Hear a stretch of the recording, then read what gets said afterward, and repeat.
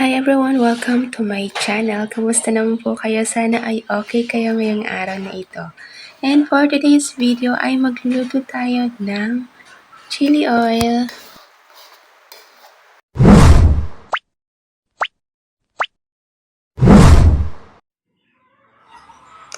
Ayan, pagkatapos natin hugasan ng mga sili, ilagay natin to sa blender.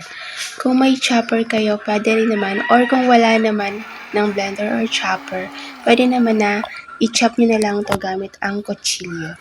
Ayan, na-blend na natin. I-set aside muna natin yon at maglagay na tayo ng mantika sa ating kawali or sa ating paglulutuan. Ayan, kapag mainit ng mantika, maglagay na ng hiniwang bawang. Maglagay na rin tayo ng hiniwang sibuyas. Lutuin lang natin yan hanggang sa lumambot ng sibuyas at bawang. At kapag luto ng bawang at sibuyas, ilagay na natin ang chinap natin na sili.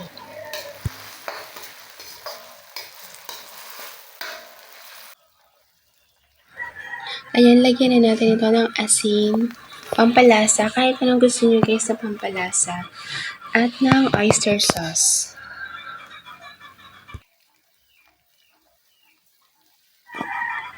Ayan, haluin lang natin.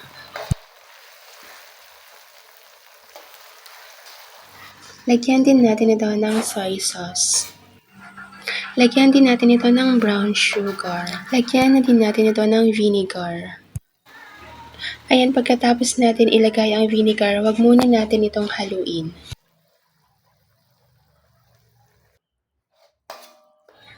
Pagkatapos ng 1 minuto or 2 minuto, pwede na natin itong haluin.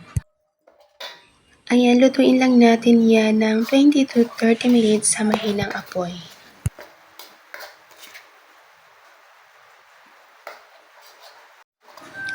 Ayan, after 30 minutes, luto na ang ating chili oil. Ayan, tapos na tayo magluto. Palamigin lang natin ito at kapag malamig na, pwede na natin ito ilagay sa ating bote na paglalagyan or sa ating container.